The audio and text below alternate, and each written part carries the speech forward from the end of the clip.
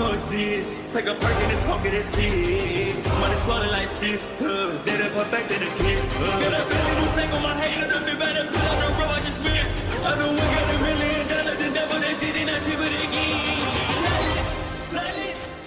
Hello and welcome back, fellow anime lovers, to MangaMuse. I am delighted to have you join us once again in the world of fanfiction and fantasy. Here we present you different world stories and adaptations. This is the first part of What If Rengoku Finds Naruto in His Verse. Smash the like, share and subscribe button for more. Also press the bell icon so that you never miss such great parts. Thanks for the introduction. Now let's dive into the world. My dear sons, do you know why you were born stronger than others? So the two of you can save weaker people. Those who were born blessed with more gifts than others are obligated to use those gifts for the world and other people. Do you understand? You must never use the God-given strength to hurt others or for selfish gain. It is the duty of those born strong to help the weak. It is a mission each of you must fulfill responsibly. Make sure you never forget that. Bear the flame in your heart. Burn evil demons and shine gently on human beings. Hold in your heart a flame like the sun. But also, protect one another. Look out for each other. And above all live. Ruka Rengoku. A human's driving force is the heart. Like a raging fire, their spirit, their will, transcends life and death.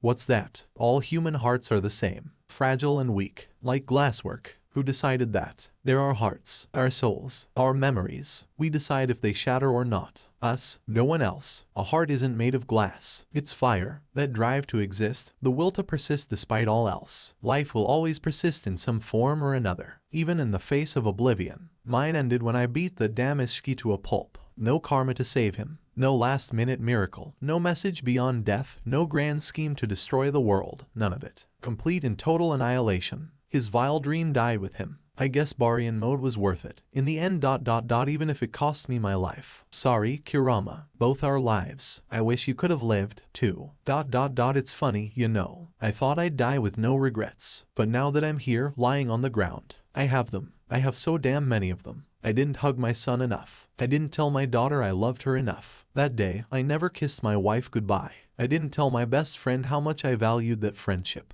It's dark. I can't feel my arms and legs. I may not have a body anymore, but I can't stop crying. Can a soul cry? I don't know. Feels like it. I can't stand this agony in my chest. It keeps swelling up. My heart's going to burst any second now. No. It can't end like this. No, I refuse to go out like this. I won't let us fade away like some forgotten memory. There's still so much good we could do. If not for this world, then the next. Give us a second chance. Please, I beg of you. If not me, then at least Kurama. He shouldn't have to fade away with me. I was the weakling. I wasn't strong enough without his help. I am so sorry. If we were to be reborn. If fate gave us a second chance. Even if it was in another place, another time. We'd protect everyone we could. Every last one.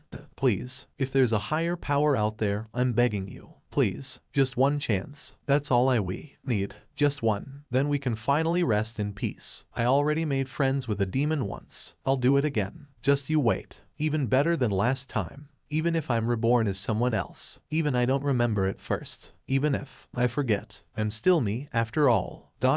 Too sleepy. Ruto. Ignore the voice. Naruto. Ignore that cheeky bastard before he oomph. A pillow slammed down on his face, dragging him back to the waking world. He grabbed it and flung it back. Someone laughed. That's the spirit. Against his better judgment. The blonde boy batted another pillow aside and creaked an eye open. Bright red eyes beamed back at him, framed by dark brows and a sunny smile alongside a messy mane of golden hair tinged with hints of red. He'd seen this face countless times before in his childhood. A grinning visage not unlike his own, full of boundless optimism and determination to face the world at large. Of course he'd seen it before. They were twins after all. Twins that couldn't be more unilike, yet twins nevertheless. Kyojiro. A low growl pierced the air as he warded off a second pillow. Why do you want? He cast a gaze to the window and glowered when he saw the sun not quite peeking over the horizon. It's too damn early. Not at all. How could anyone be this chipper so early in the morning was beyond him. It's precisely the time of day to practice our breathing forms. Silence reigned supreme. He took a moment to squint at his sibling while his vision cleared. As ever, his brother's eyes were a vibrant red, while his were blue. His face handsome, while his stood carved with strange whiskered marks tripling each cheek. Kyojiro's hair was flecked with red, and yet his held barely a hint of it. Technically speaking, he was the older brother here. He'd been born nearly a full minute earlier, something he often forgot, because his so-called little brother was just so damned persistent. And what was this about training at the crack of dawn? Are you kidding me? The muscle jumped in Naruto's jaw. That's why you woke me up, said Jaw stretched as he yawned. I swear by the sage, one of these days I'm gonna smack you. His brother blinked, pillow poised in the air for a third and final strike. What's a sage? Naruto blinked. Where had that word come from? What was a sage? How was he to know? He was only 10. Something itched at the back of his head. He dismissed it with another yawn. It was entirely too early for this. The rest of the household wasn't even awake yet. Dad was probably sound asleep, and Mom, too. Their baby brother, Tanjiro, certainly was. And yet Kyojiro was so damn chipper. Impossible. Utterly impossible. The pillow swung in again with intent and struck his face, muffling him for the merest of moments. Naruto yanked the blankets up over his head and hunkered down. Let me sleep, damn it. I cannot. His brother latched onto the covers in turn and yanked them off. You'll sleep all day again. He grimaced and hunkered down again, burying his face in a pillow. Come on, you know I'm no good with a sword. That's not true. Here at last, a twinge of pity touched his sibling's voice. His grip slackened. You're improving, bit by bit. You just have to work at it. Dark clouds settled over Naruto's thoughts. Improving? He really wasn't. There was just something about swinging a blade that didn't sit well with him. He could swing it just fine, mind you, and he had the basic stances down, but no matter what he did, his body just refused to cooperate. Whenever someone put a sword in his hands, wooden or otherwise, he kept settling into the wrong stance, like he wanted to use his fists or something. How absurd was that? Father had a good laugh the first time he'd seen it. Are you going to beat the demons to death, boy? Now it was less a laughing matter and more of an embarrassment for him. Father never let his frustration show, but Naruto's humiliation burned all the same. He couldn't seem to overcome this wall. Was there some trick he was missing? Was it merely a matter of hardening his heart? Or was he simply not meant to wield a blade? Besides that, surely there were some good demons out there, right? They couldn't be all bad, right? And why did he feel like he was forgetting something? His head itched. Just thinking about it put him in a bad mood all over again. Rather than dwell on it, Naruto huffed, tore the sheets back, and curled them around himself. Denied his grip, Kyojiro toppled back and landed hard on his rear. He got a good view of his brother's startled face before he dove back under again. Served him right. He wouldn't be able to get to him now. Sooner or later he'd let him be. He always did. If you don't get up, Kyojiro's muffled voice resounded ominously from beyond his cocoon of covers. I'll be forced to take drastic measures. Drastic. These days, his brother's idea of drastic was anything but. He'd tattle on him, and he'd get a lecture from the old man or mom. Nothing major. They wouldn't be angry, just disappointed. He'd grown used to being the family failure. Do it, then. He rolled over. Tell on me. I don't care. A beat of silence passed between the two twins. Sure enough, nothing happened. His victory assured, Naruto rolled over with a sigh and began to drift off. He wanted to dream again. It had been such a pleasant dream. He wanted to cling onto it and never let it go. He could be a hero in his dreams, not the failure of a son who was unable or maybe just unwilling to swing a sword against demons. His breathing began to even out as he lay sprawled amongst the bedding. For a moment, he glimpsed a woman with dark hair. She seemed so sad. She saw him in turn and pivoted to face him. He couldn't see her face, for it was shrouded in shadow. There were two children with her, nestled against her hips. A boy with blonde hair, and a girl with dark tresses. He couldn't see their faces either. It was maddening. Don't cling to the past, Papa. The girl's lips curled in a faint smile. Be happy. A strange feeling gnawed at his chest. It felt like guilt. Why? He'd never seen these three before. And yet this feeling persisted, like an itch he couldn't scratch. He should have protected them. Why couldn't he protect them? Something cold and wet crashed down on the blankets, soaking them in Naruto, right down to the bone. Water. Cold. Blue eyes burst open, rimmed with a hint of red. He sniffled once, not quite comprehending what happened. Crying? Had he been crying in his sleep? Absurd. Why was I? Another bucket of water crashed down on him and that was it. Naruto didn't so much sit up as he did thrash his way upward with a howl. Kyojuro. Sure enough, he found Rengoku clutching two empty pails in each hand, grinning from ear to ear. Finally awake, I see. Good. Now we can begin. Begin what? Naruto absolutely twitched. Damn it. I was having a really good dream. You'll pay for that. His brother set one bucket down, planted a foot atop it, and beckoned. You'll have to catch me first. It wasn't hard to see where this was going, much less what Kyojiro was doing.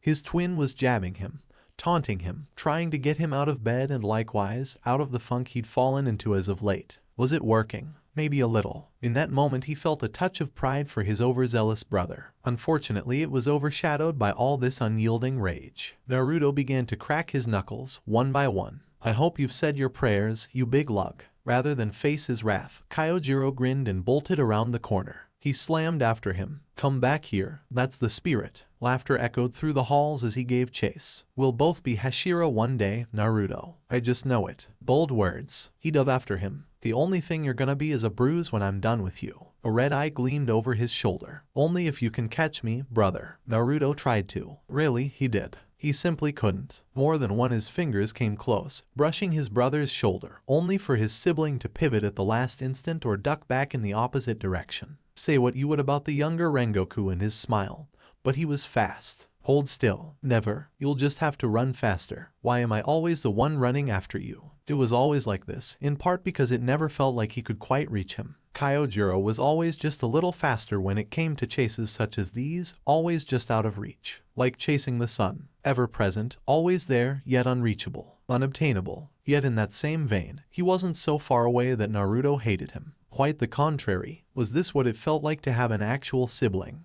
A true brother in blood. Someone who supported you, someone who was always there for you, someone who refused to let you fall down in the dumps. And when you did, they dragged you back up, kicking and screaming. It felt nice. He'd never known the like in his first life. Maybe if he had, things wouldn't have. Wait, my first life. A crippling nausea struck him and he missed a critical step. Momentum was not kind. He slipped and slammed headlong into a wall. Striking his head didn't help, it only made things worse. He clutched at his face with one hand, a blue eye peeking out between his fingers. The world blurred, shifted, snapped back. He'd not eaten anything yet this morning, yet what little he had last night threatened to come boiling up the back of his throat and onto the floor. He slumped to his knees and his fingers bit into the plaster until they ached. Not again. He hissed at himself. Don't get distracted. He used the pain to center himself and steadying his breath. Total concentration. In, out, in, out. Oxygen flooded his blood and the tattered threads of his focus sharpened to a razor's edge. Gradually, the vague feeling of illness receded into the depths of his mind. He slammed a lid on it and buried it as deep as he possibly could. It would return, it always did, but for now he'd pushed it back. A thin line of blood ran down his nose. He thumbed it away with a trembling hand. Naruto looked left. Naruto looked right. Not a soul in sight. Still, he was almost certain someone would spring out of the shadows, perhaps a nearby doorway. Or barring that, Kyojiro would double back to check on him. He'd see him in his moment of weakness and tell father, who would in turn tell mother. Once he did, that would be it. He'd be right back where he started, an endless carousel of doctors trying to diagnose him, figure out what was wrong with him, all while his family fretted in the background. He didn't want them to think he was sick again. He'd gotten better. The tremors had stopped. He hadn't had a fit in years. Why now? I'm fine, he muttered to himself. Stop having weird thoughts. Get up. Kyojiro's waiting for you. Don't disappoint him. He pushed himself up to a knee, only for his leg to buckle. Bereft of balance, he tumbled forward. Crap, he swore softly. I misjudged. I'm gonna fall. A hand caught his, pulling him up. I've got you. Naruto knew better than to look, just as he knew who had saved him from making a fool of himself. Against his better judgment, he raised his gaze. Shame flooded his face.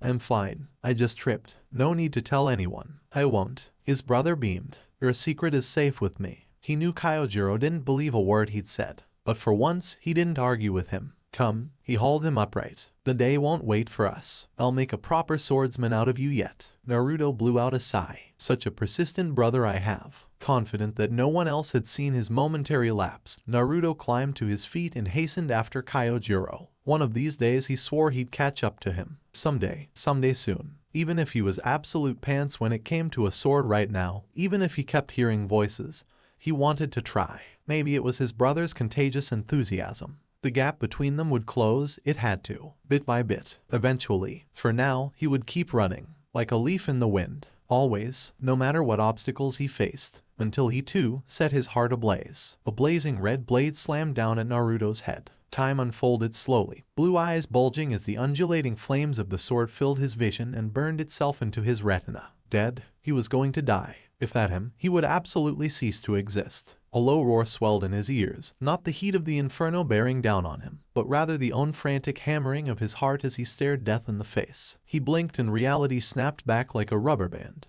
Then he was moving, pivoting, twisting his hips as he brought his borrowed katana around to meet it, trailing. Not head on. He didn't dare. He absolutely did not dare. While he knew he could match his opponent blow for blow, his sword would not. It would shatter, leaving him defenseless. Instead, he raised his weapon at an angle, deflecting what would have been a decapitating stroke up at the last instant. Sparks skittered. Fire splashed it into his face, forcing him to squint against the light for all of an instant. Yet for all that, he wasn't burned. The heat flashed by, leaving him untouched. The flames loved him. That was the only explanation that made a lick of sense after all these years of training.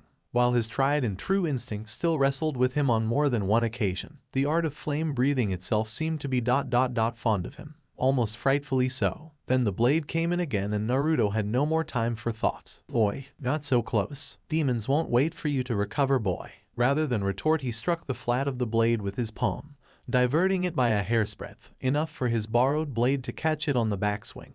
Even then the sheer force behind the blow threatened to rip the sword from his grasp. Rather than resist, he gave ground and rode out the force, using it to leap away. A bemused grunt told him he'd succeeded in at least surprising his opponent. Rightfully so. These days he didn't so much struggle with his sword as he did struggle to control his own strength. First form. He inhaled sharply, fire gathering in his lungs, body temperature rising as he stepped inward. Unknowing fire. Azure flames leaped from his blade, baleful blue fire scorching the air before him. It wanted to do more. The heat wanted to be set loose, to be free, to burn. He grabbed it and marshaled it, conjuring a wall of molten fire between him and death. His foe cut through it. Live steel. It would maim him if it struck. The blaze slowed the edge for but a moment, time enough for him to leap into the blaze, grab his enemy by the coat, and ORAH. Shinjiro Rengoku was not known for being terribly expressive in combat. Nevertheless, he cried out in surprise when his own son reached through the fire and flames to fling him over his shoulder. It didn't stop him for long. Even as he fell, his sword flitted out toward his back. They both knew it for a desperate move, unlikely to connect. Naruto ducked it and cut out at Shinjiro's knees before he hit the ground, forcing his sire into a clumsy block.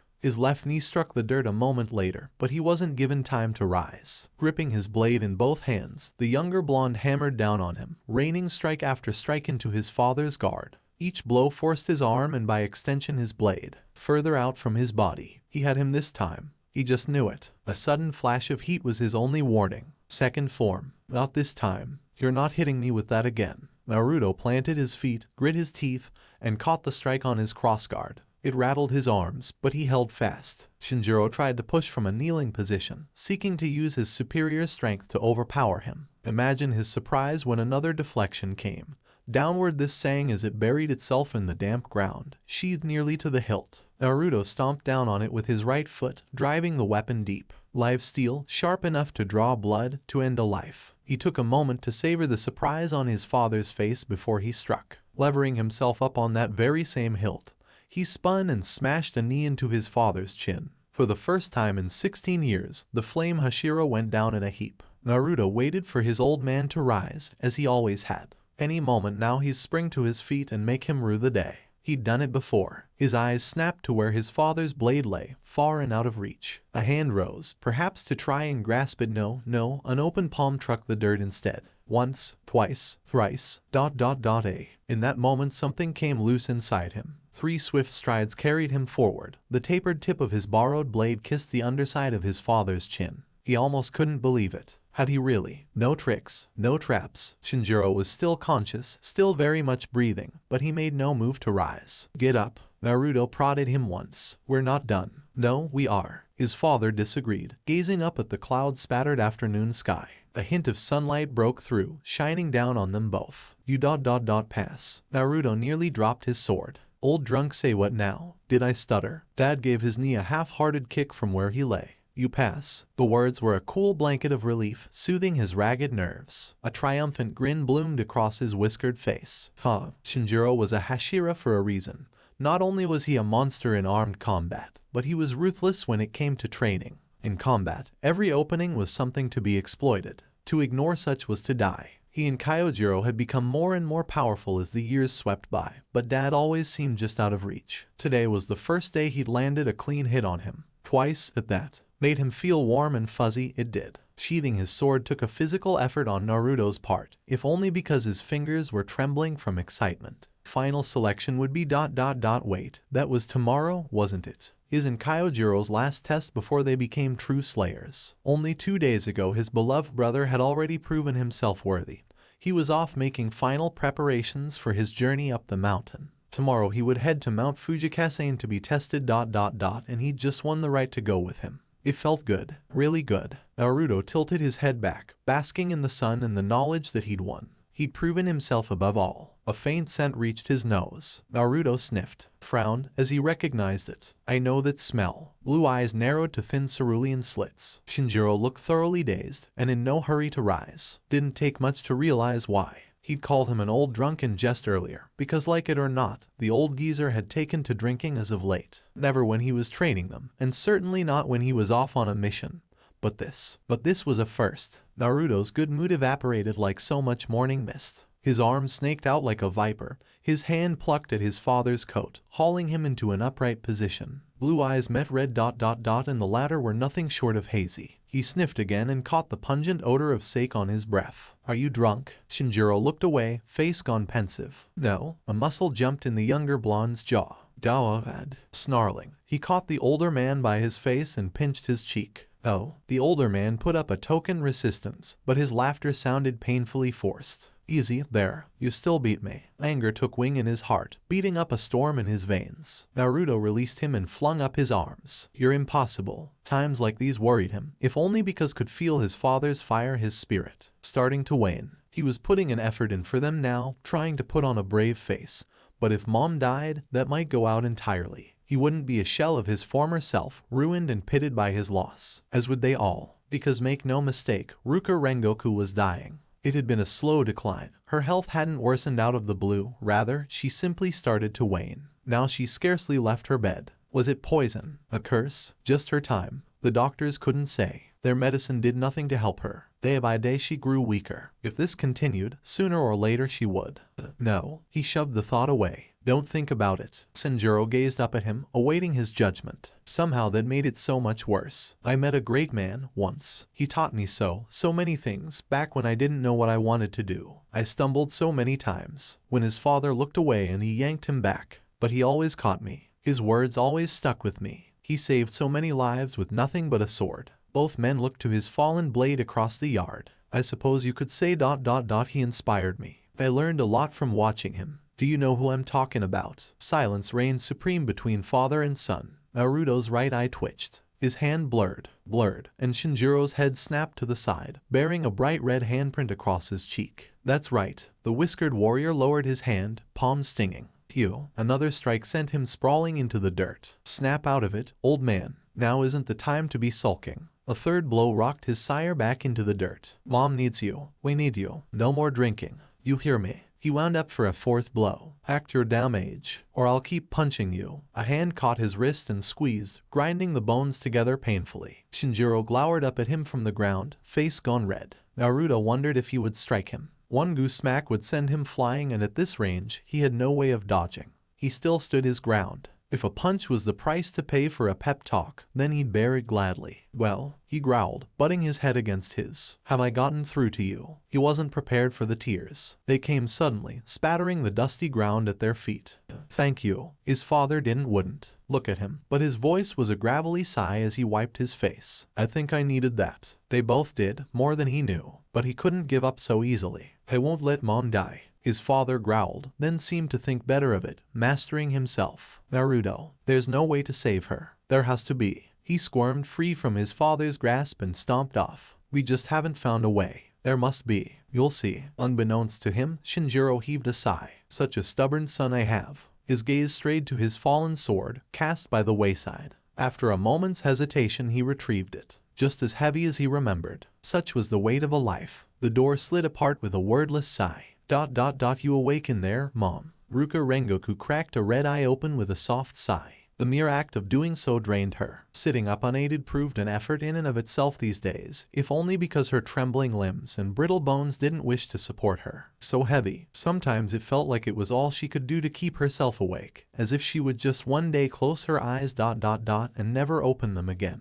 By rights, she should have died long ago. She knew that. How was it she'd lasted this long? Perseverance, faith, blind bloody luck ... How silly of her. She already knew the answer. Love kept her going. Love for her dear Shinjiro, who would be so very lost without her. Love for children, her fiery twins Naruto and Kyojiro, and little Sanjiro, still too young for the harsh reality of this world. Love and willpower were all that kept her going these days. She'd held out this long through determination and little else. Naruto coughed, reclaiming her attention once more. She smiled for his sake. He looked so dashing today in that red-on-gold haori of his. The coat matched his hair perfectly, yet contrasted nicely with his dark navy yukata and black hakama pants. At 16 years, her little boy had grown up. Just looking at him now put a smile on her face. I do hope he finds himself a proper wife someday. Of course, saying such would embarrass him, and so she held her tongue. You have your blade, I trust.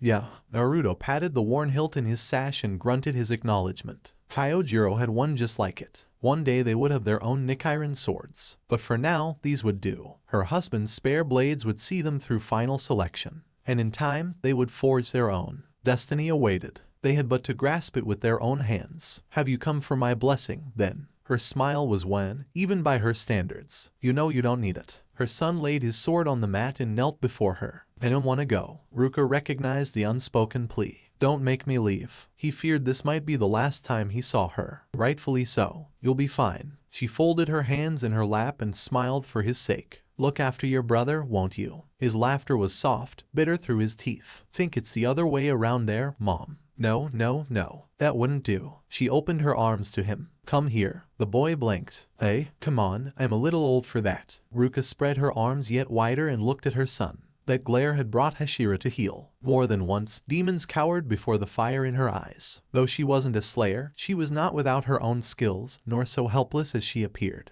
Naruto was many things, but at the end of the day was very much a mother's boy. He folded beneath her gaze and shifted closer on his knees. Just an inch, just a touch, just a tad. It was enough. The moment he drew near, Ruka grabbed him and hauled him into her bosom. Hey, he grunted in surprise. What are you doing? Silly boy. Her chin came down atop his head, locking him in place. He really was like a furnace. Just holding him brought strength back to her numb fingers, and for a blessed moment, merely by holding him close, she felt like she could live a little longer. Foolishness, of course. No one could stave off death forever. Not even her stubborn son. Her journey was coming to an end. It ... had been a good life. She'd lived it to the fullest, not as the warrior she'd initially wanted to be, but as a mother. Ruka liked to think she'd made peace with that. Her path, once filled with pain, had finally reached its conclusion. But her sons had only just begun to tread down that road. Naruto and Kyojiro would go far. She knew it. Even little Sanjiro, who ever followed his older brothers about like a lost puppy, would day become something grand. Mom. But her eldest was speaking to her and she must attend. You know, Ruka held him a little tighter. I once said these words to your brother. I'll say the same to you. She swallowed once to steel herself. I don't have much time left in this world. He tensed in her arms. Don't say that.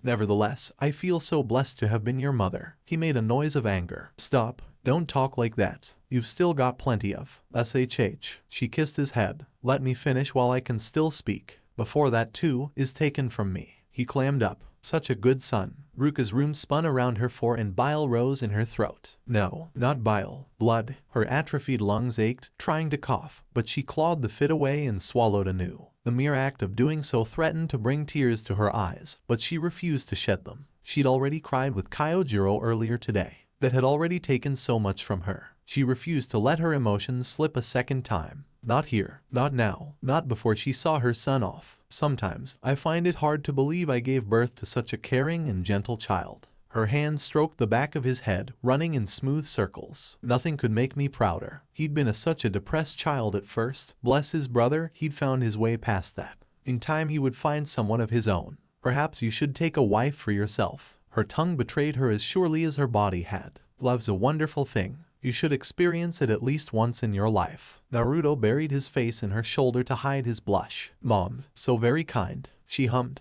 You would even spare a demon if you could. A lone tear escaped her right eye, rolled down her cheek, and splashed into her son's hair. She knew Naruto felt it, because he sucked in a breath. It almost sounded like a sob. "Do not cry for me." She nuzzled her forehead to his. "If you want to do something for me, then live once I am gone." This might well be her last moment holding him. She intended to make it count. Live your life, settle down, find yourself a nice girl or two, and have lots of children. When he tried to protest, she tweaked his ear. Live in the future, not the past. And remember, never run, never die. Hold your head high in all that you do. I will. He drew away at last, trying not to look at her pale skin, trying not notice that she'd become terribly thin. "But you're gonna be fine. There's a cure out there. I just know it. Oh, my sweet summer child." She would spare him the pain of failure if she could. Kyojiro knew she was going to die. He'd accepted it in his own way. Shinjiro avoided the subject like the plague, while Sanjiro was yet too young to truly understand.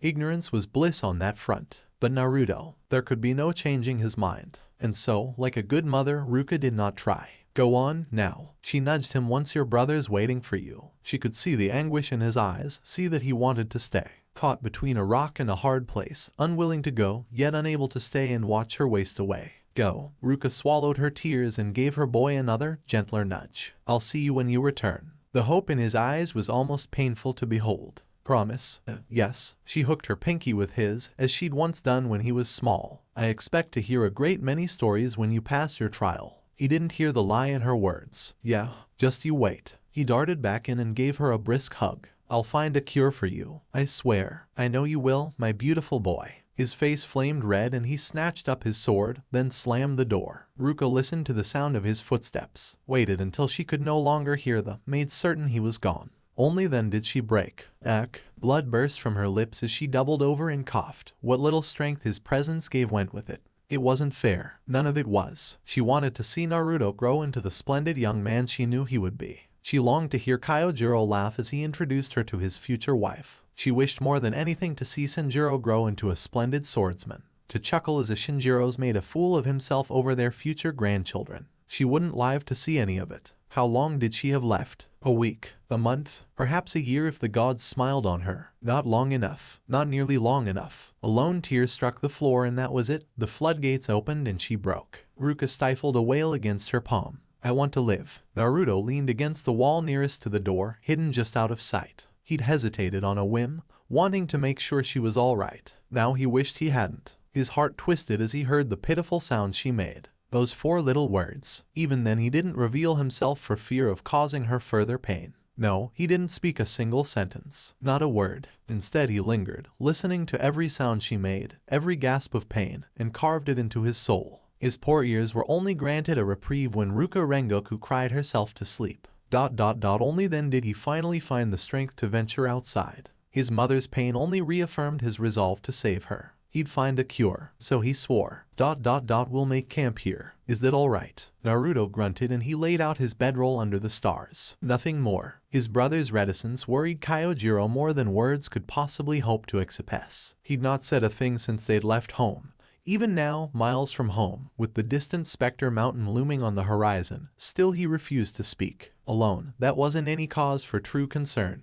But the stiffness of his movements were. He wasn't controlling his breathing. Those once vibrant blue eyes were distant, vacant, hollow. His thoughts were elsewhere, and wherever they were not on the task at hand. He wondered how long his foul mood would last. Hopefully it would clear up with the dawn. Mount Fujikasen was quite the distance days away. No matter how quickly they moved, they simply couldn't reach it before nightfall, regardless of how much his brother wanted to press on. They'd found a traveler's rest on the road, little more than an old lean-to that someone hadn't bothered to clean out in some time. A bit of busywork saw it fit to use. The assorted twigs and leaves proved decent fuel to get a fire going. Beyond that lay a ring of large stones, the purpose of which he didn't understand. In the end, though he dismissed them, he couldn't dismiss his sibling. "Brother." No response. Kyojiro stifled a sigh. This wasn't something a prank could solve. "Only time. I'll take first watch." Naruto broke the tableau between them abruptly, head rising to regard the starry sky above. "Get some sleep." Raorg. Flesh met stone and the latter yielded. Naruto punched the boulder with all his might. Thin fractures etched themselves across its smooth surface, but the rock held. His temper did not. Anger boiled in his blood, urging him on. He roared and slugged the rock again, driving his knuckles deep into the flinty surface. Those flimsy fractures became fissures, deep cracks carving themselves across the boulder's face. Still it stood fast, mocking him. He was half tempted to hack at it with his borrowed blade, but he wasn't so far gone as to risk his only weapon. All this power, he grumbled to himself, and for what? His bloody knuckles held no answers for him. He slugged the boulder again. What's the point of even trying to become a demon slayer if I can't save my own mother? Loss gnawed at him, not just now, but faint and familiar, as if he'd experienced this before. Somewhere, in another life, he glared at the boulder and experienced a wild flash of someone with red hair. Someone who most assuredly wasn't Ruka Rengoku. The memory slipped through his fingers even as he grasped at it. His eyes were itching. He didn't realize they'd blazed red. It's not fair. His fist cracked out and he felt something snap in one of his fingers. His pinky finger twisted painfully. He spun away with a hiss, clutching at it. I'd give anything to save her. So why can't I? A low chuckle echoed behind him. Would you now? Naruto whirled and found someone sitting astride the very boulder he'd just struck. A beautiful woman gazed down at him, smiling in the moonlight. Pale was her face, her scarlet cat-like eyes the deepest shade of red he'd ever seen, framed by hair so dark it may well have been cut from midnight itself. Dark ringlets sheltered her face, the rest bound up by a string of scarlet beads that clinked softly when she shifted her weight to one side. Clad in a flowing black kimono like some courtesan of old, she gazed upon him without a hint of fear. Just how much would you give, I wonder? Those bestial eyes regarded him as a lion would a sheep. Your sword, your life, your very soul. He tried to speak, but for the first time in forever, his tongue failed him. I'm sorry, she purred with a voice sweeter than sin. I simply couldn't help but overhear your plight. Overhear him how? He hadn't even heard her coming. And those eyes, they were fixated upon his hand. His bloody hand. Oh dear, she tutted. You're wounded. Here, let me see it. Faster than he could blink, the strange woman reached down from the boulder to grab him by the hand. She brought it up to her face and he realized his peril too late. Her tongue flitted out, lapping up a bit of his blood. He recoiled at once, cradling his injured hand to his chest. But the deed was done. Furious, she let him go, smacking her bloody lips with a pleased hum. And strangely sweet. Dulled by fear though it was, Naruto's mind gradually began to comprehend what he was speaking to. He gulped once and felt his blood run cold. Demon. This was a demon. There could be no denying her inhuman nature. She didn't even try to hide it. This was no feral demon. This was something greater, stronger than him at any rate. I'm not ready for this. Ready or not, here she was. His gaze strayed. Kyojiro slept soundly in the lean-to, only a few yards away. If he called out, "Do not raise your voice," all levity left her voice in an instant intoned. I come in peace, little slayer. Wait. She sniffed once, then amended her words with a laugh. No, not a slayer. Not yet. Peace. After licking him, his hand flew to his sword, gripping the hilt so hard he heard it creak. He took on a stance and inhaled deeply, narrowing his concentration to a single point. He'd not faced a demon before, but he was confident in his skills. This wasn't a good demon, if there even was such a thing. He just needed to take her head before she took his. Wait. Only then did he realize his wound was mended, because he could grip his sword again. A startled blink confirmed it. Though bloodied, his finger was whole once more. Why? Had the woman done something? He couldn't have healed on his own just now. No, surely not. Not that fast. Right? Right. Feels better? No. The woman's red eyes danced with thinly concealed mirth. You're welcome. Anger boiled back to life in him. Identify yourself. Peace. She repeated. A pale palm rose and he glimpsed her clawed fingers. I mean you no harm. I asked you a question. He grit his teeth. Who are you? My name. That drew a slow, almost lazy blink from her. It is of no importance. Naruto very much believed it was. If you must know, she shifted just so and sprawled herself out across the boulder, granting him the glimpse of an alabaster leg and the curve of her hip besides. Think of me as a good Samaritan. Of sorts. A single strand of ebony hair fell past her ear, and she ruthlessly tugged it back into place with thin fingers. The demure act failed to hide her smile, or her fangs as she grinned at him. A simple stranger, passing by in the night. After all, idly, he noticed a gourd of sake clutched in her offhand. It's a lovely evening for a drink, don't you think? For his blood, apparently. Calm yourself. Your plight has touched my heart. As he looked on, she laid a hand upon her bosom and leaned forward. If you wish to save your mother, I know of a way. Naruto forced his hand to uncurl from his hilt. And what way is that? Her smile grew decidedly sly. Make her a demon. A blonde brow rose. You're kidding me, right? It is a most generous offer. She lifted a saucer of sake to her full lips and drank deeply before continuing. You would never need fear for her life again. Any disease that plagues her would be burned away. He twitched and her smile grew yet further as she lowered her palm. Your mother would remain forever as you remember her. Never falter, never fall sick, never grow old and die. Is that not what you wish? To have her by your side, watching over you forever. He gnashed his teeth. At the cost of her humanity. Humanity. Her smile told him he'd walked right into her trap, though he knew not what it was. Such a simple word. What is human nature but demonic nature? No, this was madness. She wouldn't be able to go outside ever again. It is not such a hindrance as you think. See for yourself. His every sense screamed a warning. For all that, he was too slow. In his first life he might well have seen it coming and reacted in time. In this one, he barely had time to blink before she was off the boulder and upon him. What is it you once said? A clawed finger touched his forehead, pricking at his skin. You want to make peace with demons, she scoffed, lips a breath from his own. How can you do such when you're so pitifully weak? How do you know that? I have my ways. Her smile was nothing short of sly. Perhaps you should become a demon yourself. Then you would better understand us. His throat closed. What? You're quite the lucky man, Naruto. Her hand shifted from his head to cup his cheek. Under normal circumstances I would never make such an offer as this. He tensed. So why are you? Curiosity, I suppose. You intrigue me. Her fingers dug into his face, preventing him from pulling away. That said, I am quite familiar with the malady from which your mother suffers. When he didn't object, she prattled on. It is a wasting disease. She lives, for now, but that will soon change. Her words grew dour. Soon enough, her lungs will fail. Before that, her mind will go. By the end, she won't even recognize you. Naruto yanked his sword free from its scabbard. The woman clicked her tongue and something ripped it from his hands. It flew over his shoulder and landed in the dirt. Careful, now. She wagged a finger at him. You have spirit. I like that, but do not test my patience. He stalked away. We're done here. You will find no cure. The woman did not raise her voice when he turned his back. There was no need. The best you can hope for is 2 years, 3 if you want to watch her descend into madness. In truth, she likely has 1. Naruto grit his teeth until he felt his jaw ache. He knew he was being baited. Even a rookie could see such. It didn't stop him from rising to said bait. You don't know that. I know a great many things, boy. She crossed one leg over the other, seemingly uncaring as he retrieved his blade. More than you can possibly imagine. He tried not to stare when she began to drink again. Time has granted me much. Here at last, a note of sympathy threaded its way into her words. He couldn't be sure if it was genuine. You will lose her. Such is the fate of all things mortal. Still, to make her a demon. And what would I have to give you in return? The woman gave him a beatific smile. Nothing, nothing. Paranoia reared its ugly head. This was a trick of some sort. I don't believe you. Your belief is inconsequential. Her voice held a low, silken lilt to it now, and it set off all manner of alarms in his head. You have nothing I want ...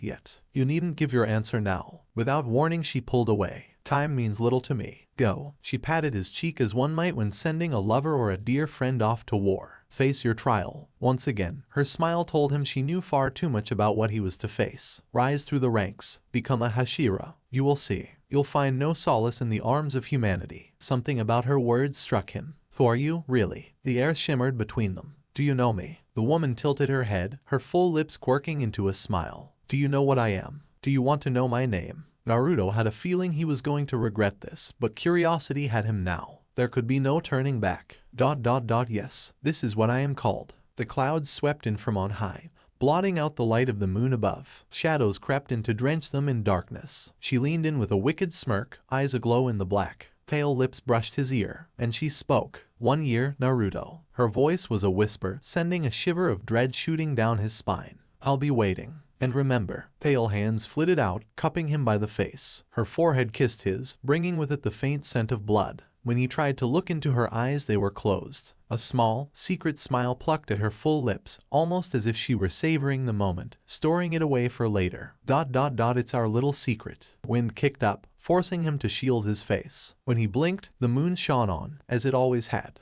Wisteria bloomed wildly upon Mount Fujikasen. Even out of season, great trees of the violet flower flowed from the mountain's base right up to the slope. They seemed to glow in the low light, leaving a lively vibrancy in the night. It was beautiful, no two ways about it, a rare sight that few could claim to have seen and lived. Here at last, a faint smile crossed Naruto's face. Fujikasen Mountain was ... Well, it was lovely. The mere act of ascending that worn stone staircase soothed his soul. His thoughts turned outward, focusing on the present rather than the past or the future. Shinjiro had given them an inkling of what they were to face here, but seeing, as they said, was believing. It would be held here, their first and final test. Live or die. 1 year, Naruto. He shivered and rubbed at his arm. Kyojiro slapped his shoulder, hard enough to sting. Oh, he rounded on him, rubbing his sore limb. What was that for, you big lug? Merry laughter greeted his thunderous scowl. Just making sure you're awake, brother of mine. Leave it to his beloved brother to try and cheer him up.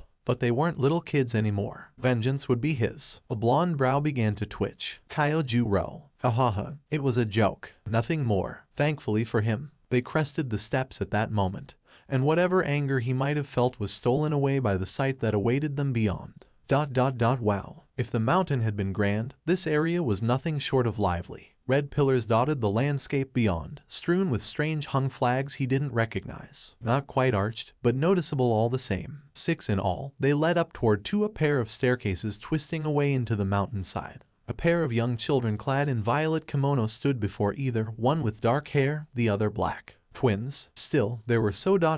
many ...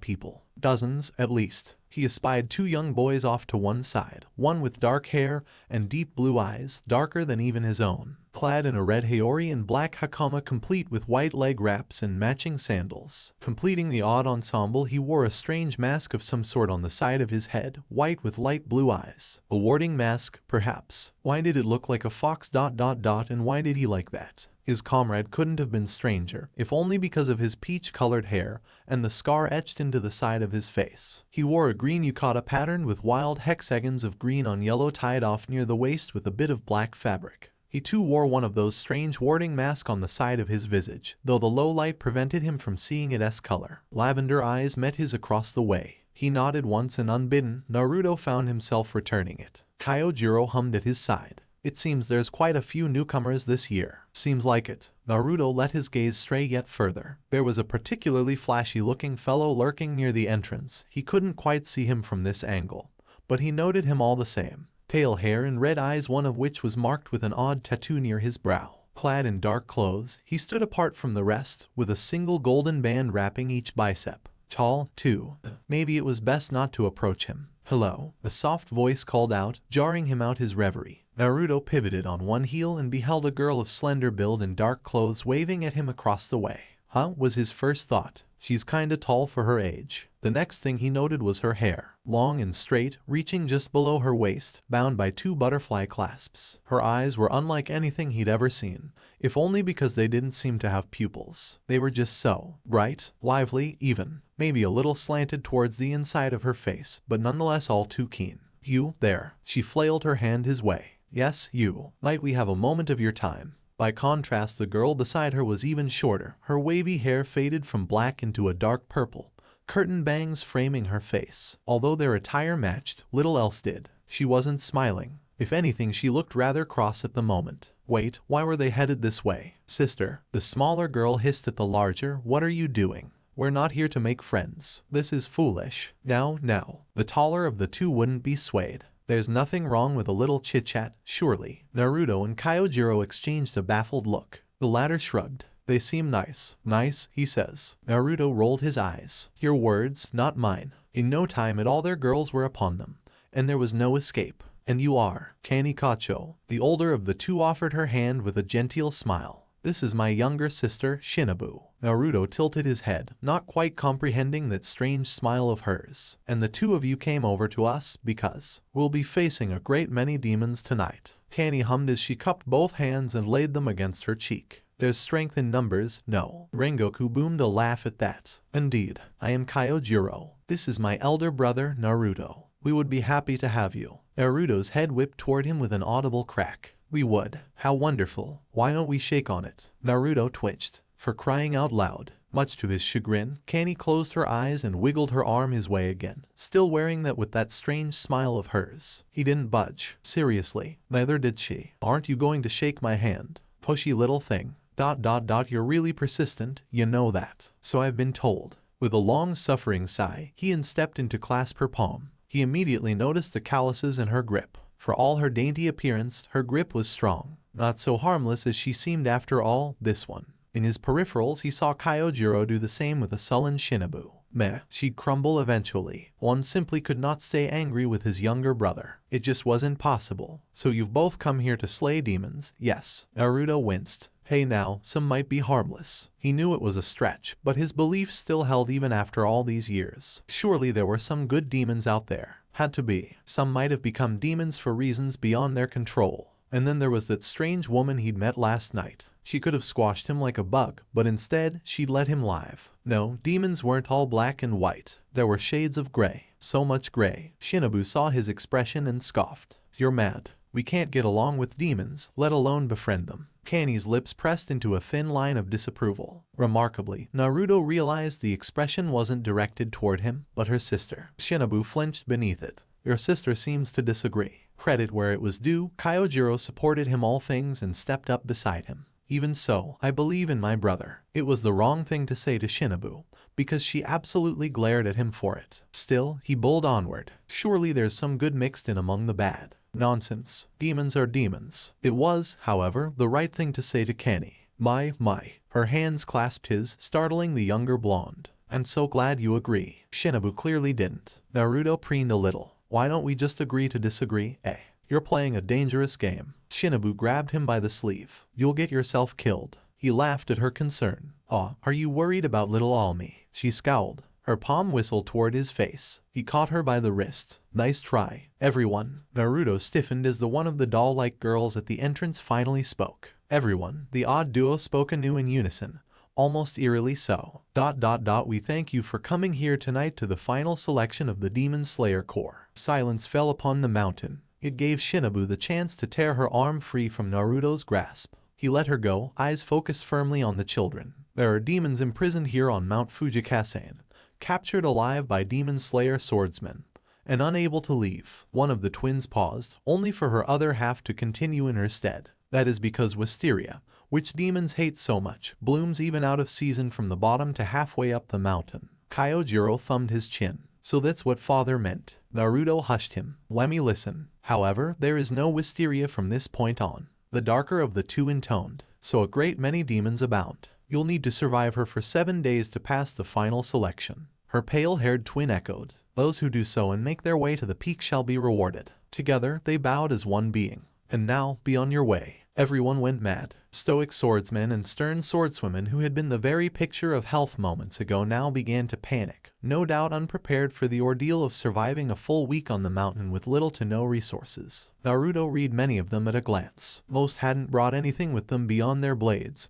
having thought this to be a simple test. Soon enough, people began to pair up. It began slowly, 2 grouped up here, a 3rd there, but soon enough it became obvious. Within 2 minutes many hopeful slayers had sought strength in numbers. Rare was the initiate who ventured into the woods alone. Was that why Kanny had approached them first? Perhaps she'd sensed their strength and gravitated toward them because of it. He doubted they were the strongest here, or even the best prepared. They had food enough for 3 days, and that was assuming they rationed it carefully. Why choose them in the first place? Naruto flicked a glance Kyojiro's way. Still smiling as ever, nothing seemed to faze his brother. In the end, he supposed it didn't matter. They were here now, might as well make the best of it. Well, Kanny's smile was all too confident. Shall we be off, then? Naruto and Kyojiro exchanged a bemused glance. As one, they bolted into the forest at a dead run. Kanny and Shinobu faltered behind, then raced after them. The gap widened at first, then shrank bolder when it became clear they weren't going to break off from one another. Not one of them knew the hell awaited them. But they would soon enough. Soon, indeed. It's been so long since I tasted human flesh. The demon surged out of the undergrowth with a mad cackle, eyes fixed on the quartet of startled humans standing before him. For, after all this time, how lucky he was. He'd eat them all. Flesh, so hungry, so very, very hungry. All for him and no one else. So great was its hunger that it didn't even deign to consider the danger, didn't even hesitate as the tallest of the 4 stepped forward. A tan hand went for his blade, but slowly, far, far too slowly. Fool, he wouldn't be fast enough. Blue eyes filled his vision. Breathing. 5th form. He heard the tail end of a throaty whisper as sword slid free from its scabbard. Tokyo. Then the blonde shot past, and rather than the sweet sucker of flesh he sought, the demon tasted only empty air. Not air. Steam. Hot. It burned. It boiled. His lunge turned into a faltering stumble, leaving him writhing on the ground. The scalding steam came on in a rush of heat, leaving him writhing in the mud. Pain. Everywhere. Everything was burning. Move. He had to move, before. Footsteps drew closer. Yup, it's like I thought. Flame breathing really ain't for me. I mean, I can use it, but Dad says I'm no good at it. He's right. His killer turned slightly, a moonlight silhouette in the night. I can't control it very well. These days I've got my own style, though it's not a very kind one. He touched a hand to the katana at his belt and drew it once more. It was a bright, vivid red, like the sun itself. I hope you appreciate this. You have no idea what I had to go through to wield this sword, suppress my instincts, to make this a reality. No, wait. The demon struggled upright, realizing what is about to transpire. Mercy, I won't do it again. Liar. Those baleful blue eyes narrowed upon high. I can feel your emotions. You're rotten. Twisted. He planted one foot forward. Demon breathing. Are you kidding me? How is that a style? His blade blazed gold. Ninth form. And he swept it forth. Kurama. Twisted eyes bulged as giant fox skull came to light, formed out of the ether as if it had always been there. Burning a bright golden black, it dwarfed him. It saw him. It smiled at him. The blonde's blade crashed down and it responded, surging forth at his command. Its very presence tore through the ground, uprooting tree in its wake. Couldn't dodge. Couldn't evade. No hope. The demon slumped to its knees. What is this guy? He's not human. His massive jaws closed down on him and he knew no more. Delicious. Kani paused, a morsel of food clutched in her chopsticks, just shy of her mouth. Delicious. Shinobu's right eye began to twitch violently, promising pain. Delicious. Naruto palmed his face with a sigh. Not again. Delicious. Kyojiro continued to eat at a breakneck pace, blissfully unaware of it all as he polished off his boxed meal. Each bite was something to be savored, each morsel met with a joyous declaration of delicious. In the end, it was Kani who found her voice first. Is he always so exuberant? Pretty much. Naruto shrugged and began to tuck into his own bento. He's usually like this. Mom makes good food. Really appreciates it, you know. Shinobu flung up her arms. He's saying after every bite. Make him stop. He chuckled inwardly. Oh, sweet summer child. As if it were that simple. One did not simply stop Kyojiro from enjoying his dinner. Let unsaid was the fact that these might be the very last meals Ruka Rengoku ever made for her sons. With her health deteriorating, she could barely move, let alone prepare food.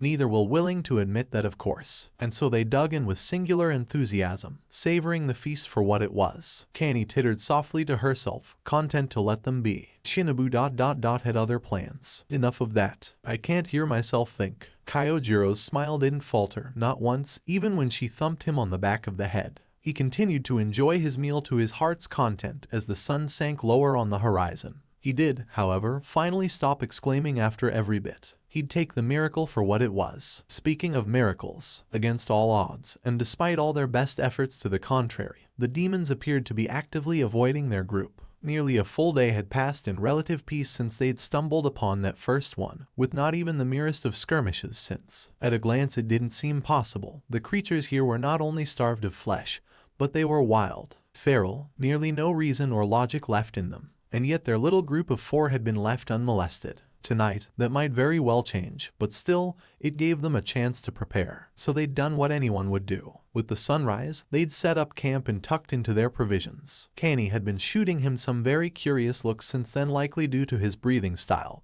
but he had long since resolved himself to ignore her. He wasn't about to spill any more of his secrets than he already had. 1 day down, 6 to go, almost made him smile. It did. Survive for 7 days, eh? The Chunin exams had been more difficult. The pressure in his head spiked and he clutched at his skull with a hiss. What's a Chunin exam? He shook the odd thought away and grit his teeth against the pain. Don't think about it. He didn't have time for this, needed to prepare. There was strength in numbers certainly, and while that likely played a part, Naruto couldn't quite dash his suspicions. Was something holding them back? Or someone? 1 year, Naruto. A chill shot up his spine, leaving him shivering for an altogether different reason. Was this what woman's doing? No, it was probably just a coincidence. Had to be. There were a lot of candidates this year. They might have gotten lucky this time around. Or perhaps they were simply biding their time, gathering their numbers to strike. Aren't you finished to eat your meal, brother? Naruto flicked Kyojiro a black look over his shoulder and found him eyeing his half-eaten meal. Are you still hungry? His stomach growled. ... No. He exhaled in a long-suffering sigh. The things we do for family. Here, many thanks. Kyojiro accepted it with open hands and dove into it merrily. I knew it. Kanny muffled a giggle behind her hand. For all your fire, you're just a big softy. Oi, that's libel. He jabbed his chopsticks at her. Take it back. She caught them with her own, fending him off. Softy, don't let your guard down, either of you. Shinobu's voice cut through their merriment as surely as a demon's claws. We're bound to run into more demons sooner or later. Naruto huffed. Was it possible for anyone to be more of a buzzkill? He didn't think so. Look, he clacked his chopsticks at her, drawing a grimace from the girl. I don't like waiting any more than you do, but demons aren't going to come out during the day. And it's not like they expect us to kill every demon on the mountain. A distant explosion rumbled somewhere in the dark woods behind them. Huh? A young man's voice carried, echoing against the mighty boughs. Now that's flashy. Come at me. We'll take you all on. Well, Kanny hummed, at least someone's having fun. Shinobu started to her feet. Should we help him? Now, she tugged her sister back down. I'm sure he can handle himself. Besides, it doesn't sound like he's alone, no. Naruto recalled the man with white hair he'd glimpsed near the entrance. Unbidden, he remembered his imposing physique and those wickedly large blades at his back. Somehow, he doubted that one was in any danger. It would take more than a few lower-class demons hurt him, least of all if he had backup. Yeah, he concurred with a nod. He's got this. So, while we're waiting, Kanny chirped, eyes aglow. Do either of you use more than one breathing style? Naruto cast a despairing glance Kyojiro's way. He found no help there from his twin. His brother only shrugged as he ate. Blasted girl was fishing for gossip again. She'd been like this the moment they started up the mountain,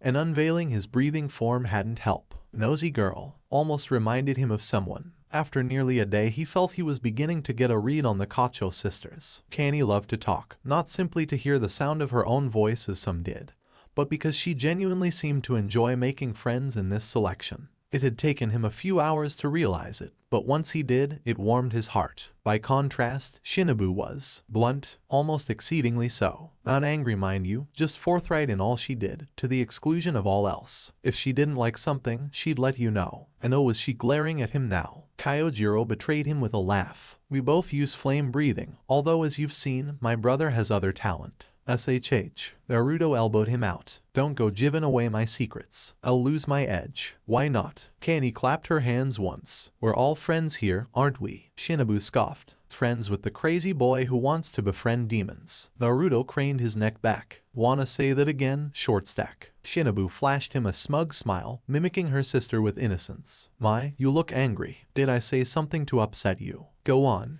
Naruto wanted to throttle her, but settled for a smile as he hefted the remnants of his meal. Say it again. Certainly. Her lips thinned, radiating restless anger. You're mad. Correct. Insane. Good enough for you. Kyojiro's bento box smacked Shinobu in the face, spattering her with food. Kanny crashed backward, shoulders shaking with silent mirth. Her sister jerked upright, red-faced and sputtering. This means war. How did I get suckered into this again? With Dowlite came more than chance to simply catch a meal. Reprieves aside, it gave the unlikely quartet a chance to rest and prepare for the night ahead. Sleeping in shifts was the only way to make certain of this. In such hostile territory, one person must be awake at all times to keep watch and warn of danger. Anything less would see them wiped out. Sure, stick me with the last watch. A certain blonde grumbled to himself. Not like I'm tired or anything. No, don't mind me. Naruto blew out a sigh as he watched the sun creep lower over the horizon. There was still light for now, but the shadows were growing ever longer. Soon night would be upon them and the hunt would begin anew. He doubted the second night would be easier than the first. The deeper they went, the more likely they were to encounter powerful demons. Maybe this time they'd actually stumbled upon something that could put up a half-decent fight. He was growing restless. Something nagged at his senses. A faint rustle in the brush drew his attention just shy of their campsite clearing.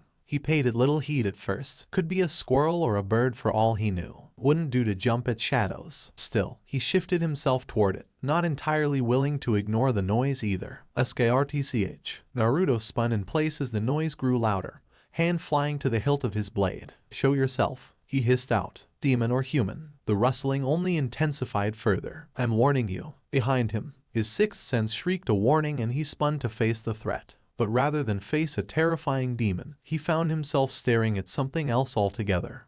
He looked down, lips pursing in a frown. A kid? Who are you? A little girl, clad in a green gown, That's what she was. Poor thing couldn't have been more than 5, 6 at a stretch. Inhuman hazel eyes regarded him, framed by a thin green hair and cracked skull mask atop her head. The deep's crack ran along the left side of it, trailing down into a scar that from her forehead, offset by a crimson line that stretched across her face well below her eyes that looked terribly startled to see him. Not a soul moved, neither dared to breathe. His heart lurched, human or demon. Downwind of her, he couldn't tell. Abruptly, she touched a finger to her lips. Hungry. There was a faint lisp to the word, like she couldn't form it quite properly somehow. He didn't dare budge. Last chance. Are you a demon? Her head bobbed, but her gaze wasn't drawn to him, rather the rabbit roasting over their fire. It had been a recent catch before they turned in, something to save for later. A thin line of drool ran out the corner of the girl's mouth as she eyed her prize. Grrrmbly. Was her stomach growling? Did demons eat other things besides humans? Never once taking his eye from her, Naruto reached back and grabbed the skillet. It sizzled his hand, but he didn't cry out for fear of startling her. Her eyes tracked the rabbit like a hawk, paying him no heed whatsoever. A quick flick of the wrist caused her head to snap to the side, following the sudden motion. If I give this to you, he rasped, will you leave us alone? Her little head bobbed anew, fervently this time. Here. He divested the hair from the pan and flung it her way. The slightly roasted rabbit arced end over end to land at her feet. Her eyes lit up. Then she dove on it. Small hands tore it apart, sharp teeth biting down eagerly. Hungrily, bones cracking in her mouth. She nearly swallowed it whole, such was her haste. Naruto recoiled, startled by the ferocity. You got a name. Those large eyes considered him for a long moment. And then, you're nice. She chirruped happily. Not like those other guys. Thanks, you pass. Naruto stumbled half a step. A bead of sweat ran down his brow, tickled his cheek, and dripped down his chin. What was that last bit? Other guys. Why do I have the feeling I just dodged certain death? The sensation left him a moment later and he shook his head. She looks harmless, but it felt like I was in danger for a second there. He considered the child anew. Danger. From this little sprite. She seemed harmless. Mustn't lower his guard. Hey, mister. A pudgy, bloody hand reached out for him, tiny fingers splayed. Let's be friends. Friends? Naruto's brow shot into his hairline. Just like that. Yup. Blue eyes gave the dirty palm a grave look, considering as one might a snake. One shouldn't truck with demons. He was already on the verge of making a deal with one already. Did he really want to risk the attention of another? Harmless though she seemed. Screw it. If she was gonna kill me, she would have by now. On a whim, Naruto stepped closer. She didn't budge. Rather, she simply continued to stare up at him with those guileless eyes. If she was dangerous, he could cut her down. But he didn't sense any ill intent. Anxiety perhaps, but most of it was fear of him. Nothing untoward. He knew he was taking a risk, a monumental one that, if this was a trick and she had allies waiting in the wings. He reached out and took her hand in his. Her tiny palm was dwarfed by his larger fingers. I'm Naruto. And you are. Oh, those large, hazel eyes flooded in a quick blink. Nell forgot to introduce herself again. Ichigo's gonna be mad. Ichigo. Nell. He tilted his head, considering the child anew. What kinda names are those? Nell is Nell. She puffed out her cheeks and stomped a foot. Who else would she be? It was impossible to be mad at her. His guard slipped, despite his best efforts to maintain it. A quick glance over his shoulder confirmed that the others were still sleeping. Good. His gaze swung back to the oddly named girl. Don't you eat humans? Ichigo says I shouldn't. She pulled a face and stuck out her tongue. But that's okay. I don't like him anyway. They taste icky.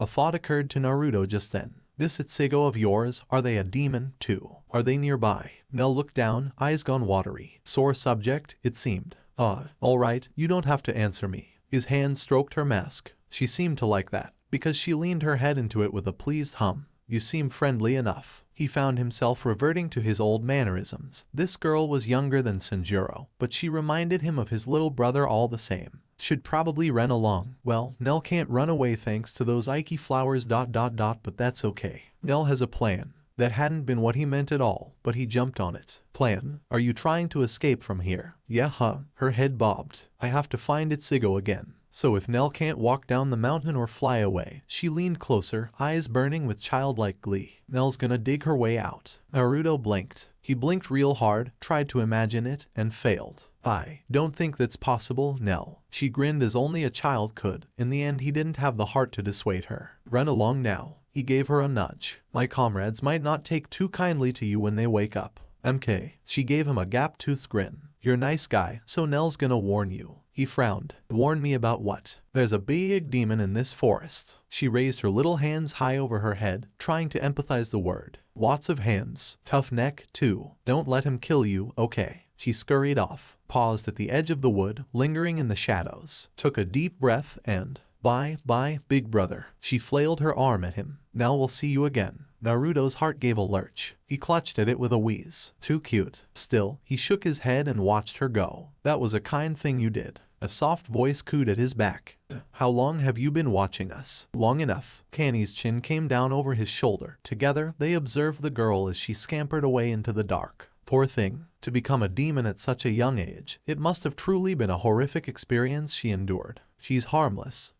She straightened to stand beside him. That may be so, but take care. Why do you mean oh? He recoiled as she flicked his forehead. What was that for, oi? Because, for an instant her smile slipped and he was granted a glimpse of the warrior beneath. Kindness is a perfectly good thing in moderation, but too much of it will get you killed. Do be a bit more careful next time, won't you? That could have been a trap. He thought of his family, of mom, and bit back a sigh. Trap, she said. He'd already been caught in one. It's a little late for that. Nonsense. She tweaked his cheek, causing him to jump. It's like I always tell Shinobu, it's never too late to learn from your mistakes, or to get killed by them. The ghost of a smile touched his lips. You're mocking me, aren't you? Am I? Just like that, Kanny's smile slammed back into place. My.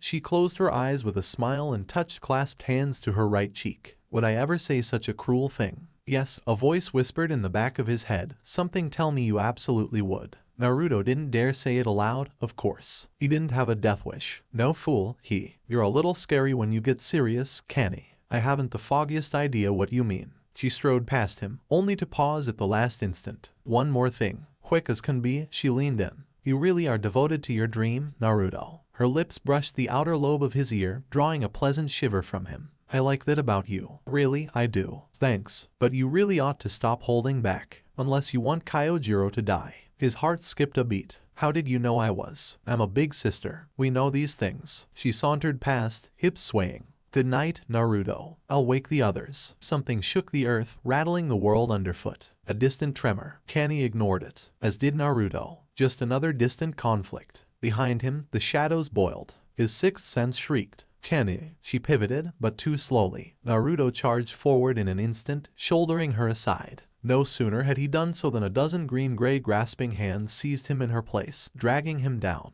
His sword flashed out, severing three, but even as he did more clamped down, restraining his sword arm. It all happened so quickly. One moment he was shoving her away, the next he found himself hauled back. He dug his feet in, trying to sew himself to no avail. The last thing he saw was her horrified face gaping back at him, transfixed by fear. He had time enough to hiss out a warning. Run. Then they hauled him into darkness. Life isn't fair. There's no denying that. Adapt, my sons. Learn. Sometimes, that's all you can do. No matter what. I'm proud of you. Now go forth. Set your hearts ablaze. Shinjiro Rengoku. So many hands. They were everywhere and everything. Grasping at his flesh, tearing into his skin, trying to rip him apart even as they hauled him away into the dark. One of them had him by the leg, but he couldn't cut it at this angle. He simply wasn't fast enough. For every one he severed, three more took its place in an instant. No matter how many hands he hacked away, there always seemed to be more keeping him at bay, dragging him down and hauling him further away from his friends. He could still hear Kanny's horrified scream echoing in the distance. Blast it all. He didn't even know where he was anymore, let alone where the hands were dragging him. Wherever it was, it couldn't be any good. Trees flashed by in a mottled green blur as they thrashed him to and fro. He felt his back crack against a particularly solid oak, and his right shoulder was hit. Pain flared up his collarbone as he choked down a snarl. With neither word nor warning, the hands ripped him into a clearing and he found their source. He soon wished he hadn't, if only because the sight nearly made him gag.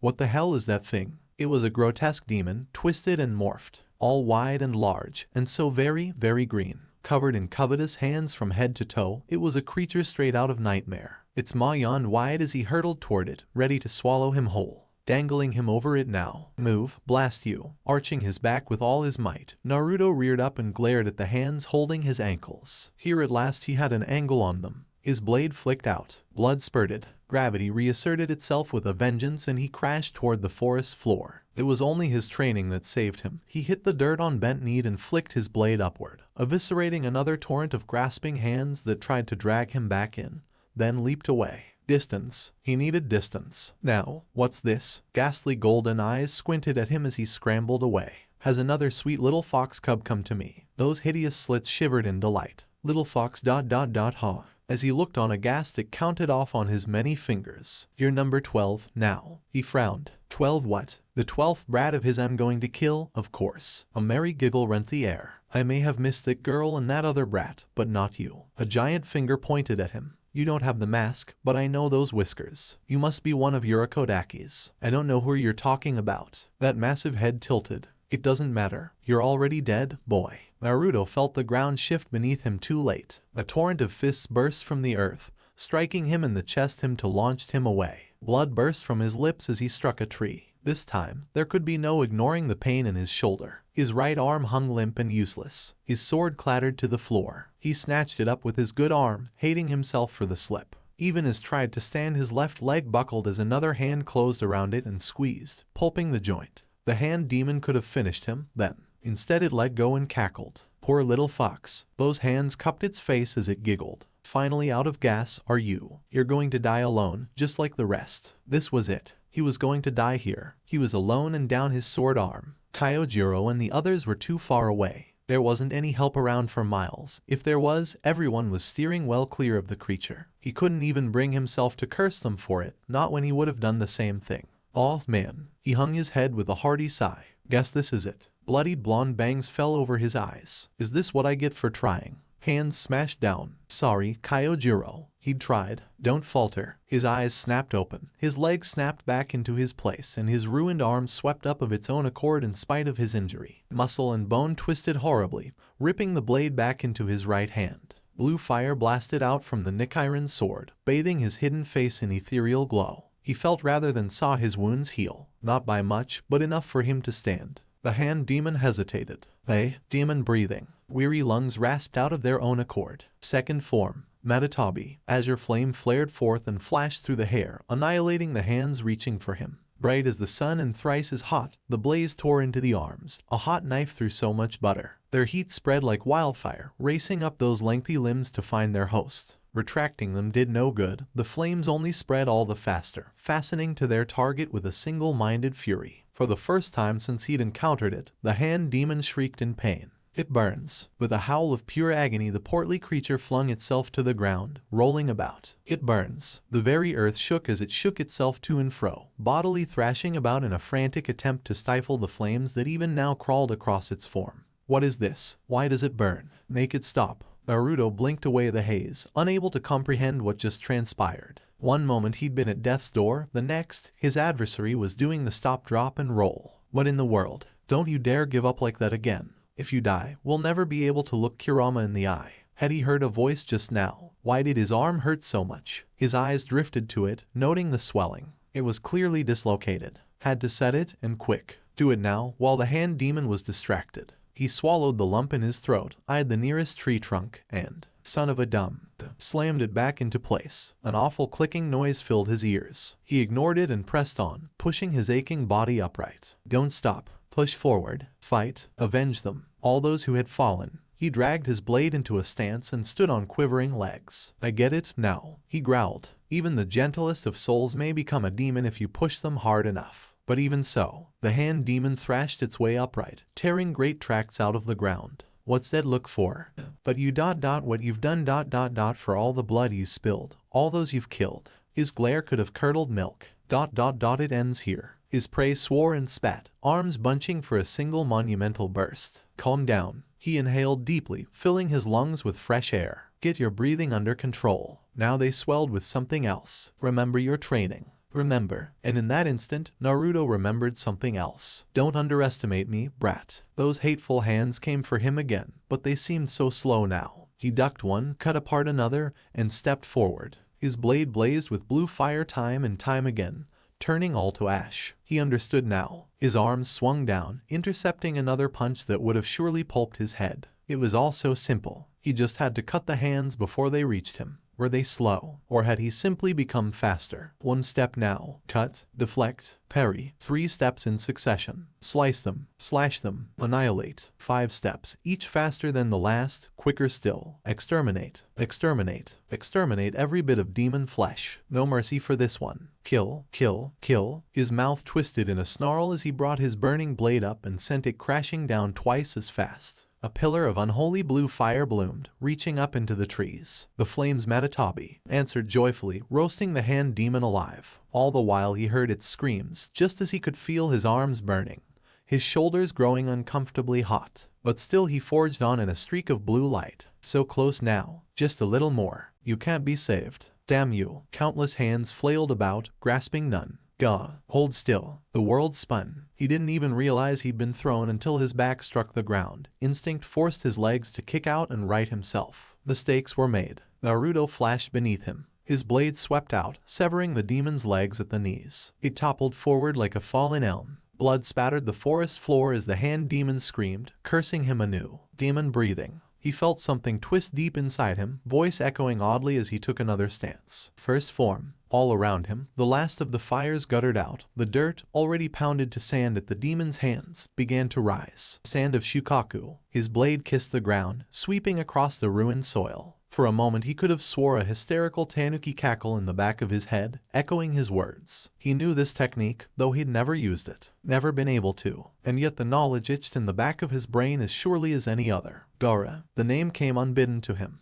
This was Gaara's move. Who was Gaara? His exhausted mind shoved it away and struck. Sand coffin. A sea of angry granules swept forth, swarming the hand demon, encasing him in a cocoon of hardened earth. His great bulk thrashed, and fine Naruto held him still with his will alone, grinding the grains against the demon's body. Only a demon could terrify another demon. He saw fear in its eyes now, heard it beg for mercy. Funny thing about regeneration. You needed actual flesh for it to work. And if all that flesh was pulped and mangled, well, sand burial.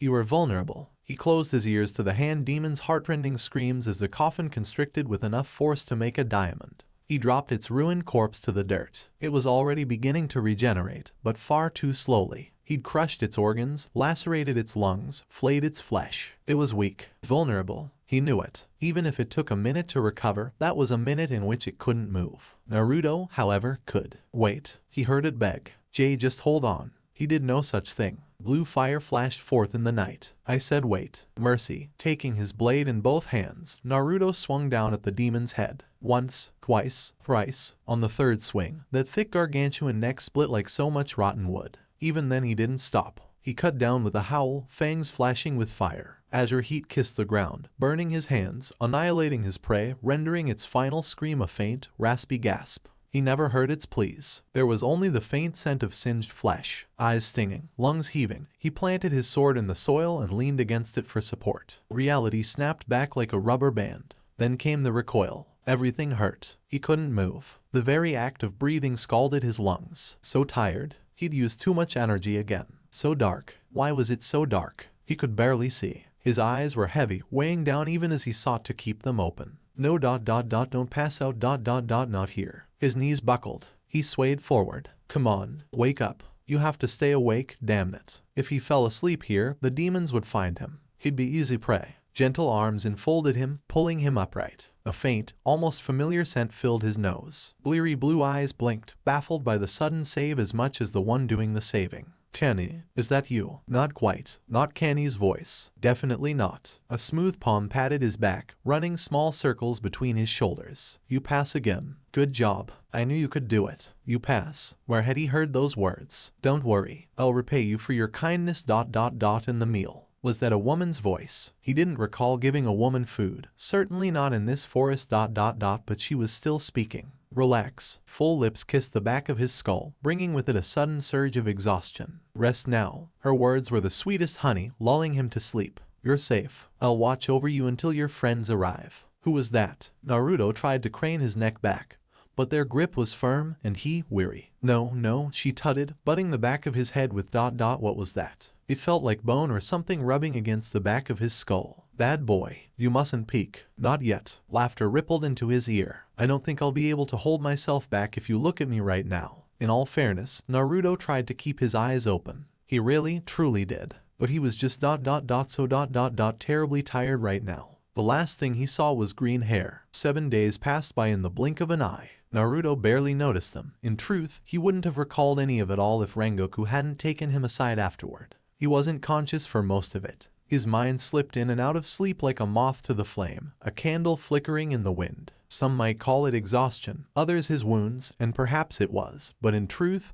he suspected it was something else, something more. Of that days that followed, he recalled 3 things. Nothing more, nothing less. First, Rengoku, choosing the ore for his blade, forcing his trembling hand around a chunk of rock. Second came Kenny, her and Shinobu fretting over him, changing his bandages on the way home, soothing voices as pressing a cool cloth to his forehead. And third, the voices. He heard 8 voices urging him on as he slept. They didn't belong to Kyojiro or Kanny, or even Shinobu. So familiar, so terribly familiar. He felt as if he knew them. Did he? Not yet. Don't die. Oi, wake up. Just just hold on. Keep your eyes open. Only little longer now, kid. TCH. Kurama owes us big time. I can't look B in the eye if you croak. It wasn't until they made it home that things truly took a turn for the strange. We're back. Shinjiro's bottle clattered to the floor. Oh, that took a bit longer than expected. His voice withered away as he saw his sons. He'd raised his head instinctively at Rengoku's call, hoping to see his boys alive and well. Mistakes were made. He'd been hoping and praying ever since he'd received word of their success. That had been more than a week ago now, the better part of 2 really, and still he and Sanjiro awaited their safe return.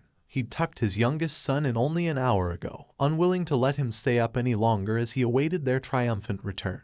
In that at least, his wish was partially granted. Kyojiro waved cheerily, unfazed as always. Naruto was not. He saw the bandages wreathing the boy's body, the bruises, the burns, the way he leaned heavily on 2 young women for support. They'd brought 2 girls home. Ruka would be so proud. That last bit was of particular interest to the aging Hashira, but he thrust it aside as he slammed to his feet to greet them. My boys. Kyojiro knew better than to flee. He only laughed as he was caught in a warm embrace. He returned it briskly, promising to tell him of their adventures at a later date. Shinjiro suspected there was a story to tell there, a grand one indeed, but right now, that didn't matter. His sons were home. I see you skulking over there. He turned a weather eye on his eldest. Come give your old man a hug. Wait just a moment. The taller of the 2 girls thrust up a palm, stopping Shinjiro short when he turned to do the same to Naruto. He's still healing. Please, be gentle. Oi. The latter's protest proved swift. I'm just fine. And finger traced his ribs and he doubled over with a yelp. You are not fine. Her smile was sweet as honey, her words less so. I won't have a patient of mine risking himself in such a manner. Since when are you a doctor? Oh, okay. He yelped again when her fingers tickled him. I give. Shinjiro couldn't quite keep the smile from his face. And who might you be? Kanny Kacho. She turned with a smile, indicating the smaller, sullen girl beside her. This is my sister, Shinobu. It's a pleasure to meet you, sir. The smaller girl was staring most intently at him, Shinjiro noted. Her lilac eyes hadn't left him since they'd come through the gate. They flicked up now, down, up again, taking him in. She seemed startled to see him. No, perhaps that wasn't quite the right word. Impressed. Yes, that was the right word. Her head tilted just so, regarding him as one might some terrifying beast. The father in him found her concern almost amusing. Really, did he look that fearsome? You're their father. I am. He granted her a nod. Rengoku boomed a laugh. Indeed he is. So these 2, she flicked a finger between a chagrined Naruto and bemused Rengoku. They'll grow up to look like you, then. Naruto nearly choked on his own spit. Kanny's hands flew to her mouth. Shinobu. How bold. Shinjiro's brow shot straight into his hair. Oh ho. I believe so, yes. Shinobu hung her head and muttered something under her breath, face gone scarlet. Realization broke like the dawn, setting Shinjiro's old heart ablaze and burning away the last of the tipsy haze brought on by the sake. He didn't miss the way Shinobu's gaze strayed back to Rengoku, nor the way his son smiled at her. Kanny scooted just a little closer to Naruto, linking her arm in his. The latter heaved a sigh but leaned into her regardless, as he rarely did for anyone else. For a single, blessed instant, Shinjiro experienced a glorious vision of the future. It took everything he had not to shout with joy. His boys hadn't brought home friends, partners, or even fellow slayers. They'd found wives, though by their oblivious looks, his sons didn't know it yet. Give them a few years and they'd be inseparable. The irony wasn't lost on him. Ruka had been the one to hunt him down like a stag decades ago. She'd pursued him relentlessly until he finally realized what she wanted from him. A family. It seemed the apple didn't fall far from the tree. The men of the Rengoku family had a thing for strong women. It was with such thoughts that he returned his attention to Kani. And what is your relationship with my son? Kani touched a finger to her lips, considering the words for a long ponder's moment. At length, she clapped her hands. I suppose you could say I owe him a life debt. Steepling her fingers, she smiled over them, eyes sharp as steel. I do believe I'll be repaying him for the foreseeable future. I'll be in your care. Naruto squawked. That's news to me, since you nearly died for me. She tweaked his cheek. That was a very rude thing to do, I'll have you know. You nearly died. Naruto had the good grace to at least look contrite. Not like I could let that hand demon grab you ... but ain't this a bit much? Nonsense. I owe you my life. Her arms tightened around his. You'll not be rid of me that easily. A curious host of emotions flashed across the boy's face. Shinjiro noted them all. Shinobu coughed. Kyojiro slapped his back. Good luck. Now what's this about a hand demon? Kyojiro beamed. Naruto slew it all by himself. What a battle it was. It was foolish, that's what it was. This from little Shinobu. Naruto flicked her a baleful look, one she returned tenfold. So there was a story there after all. He'd have to ask about it later. Still, his eldest had a curious scent about him. He couldn't quite place it. It smelled faintly of flame and smoke, but also earth, as though he'd spent the better part of the day rolling about in the grass. What was that scent? It didn't smell like a demon, and yet. Just you wait. He came back to himself in time to hear Naruto respond to something Shinobu had said. I'll make Hashira before ya. I very much doubt that, you reckless oaf. The younger of the two sisters bit back. If you keep going as you are now, you'll get yourself killed. Why you? Now, Shinjiro interposed himself between them. Fresh out of initiation and you already want to be Hashira already, do you? Then you know what is required. Naruto and Kyojiro shared a glance, and the sisters with them. They did. They're in like the problem. Slay 50 demons or kill a demon moon. Lower ... or upper. He didn't want to think of such. Not yet. They were but saplings, green buds yet to bloom. The idea of them facing down one of those monsters, demons among demons ... it left him chilled. Even now. There will be time enough for tales later. Shinjiro granted his sons a weary smile and stepped back toward the house. You must be exhausted. His right hand seized the door and swept it open. Come in and have your rest. We can talk more in the morning. Naruto seemed to revive a little at that. Right, I almost forgot. Mom's gonna love you. Kani, can't wait to introduce you to her. Shinjiro dithered over the threshold. Kani perked up, heedless of his hesitation. She sounds like a wonderful woman. She is. Kyojiro was all smiles. Our mother is the very heart and soul of our family. She's beyond compare. Shinobu huffed and looked away. She certainly must be, if she can put up with two louts like you. Shinjiro flinched. About that, my sons, I'm afraid there's something I need to tell you. It pained him to say this. Truly, it did. But it had to be said. He told them. Naruto's face drained of all color. Why do you mean Mom won't wake up? Naruto drew his new blade. Kyojiro mimicked him at his side, unsheathing his own. It was good steel. Light, but strong. Not liable to break easily. A very good sword indeed. He considered the red-wrapped hilt and sapphire flame-shaped guard intently, gauging it, then spared his brother a glance, waiting for something. Anything. Shinobu and Kani knelt only a few feet away, even now gauging their own recently received weapons. The Kacho sisters had grown close to them these last few days, even lingering long enough to make certain they were given their weapons together. But enough about them. Supposedly these katana were likely to change color depending on their given wielders, so why? Aha, there it was. Before his very eyes, his blade did just that. Color spread up from the hilt, staining the silvery steel lustrous shade of cloudy crimson. It made him think not of fire, but blood. His shoulders shivered a little at the sight. The swordsmith had said red was a good omen, and yet he couldn't help but be concerned all the same. Yes, Hagenzuka leaped upright with a roar of joy and shattered his thoughts. It's red. The masked man threw his head back and cried out to the very heavens. I finally got to see it. Kyojiro considered his own sword with a pleased hum.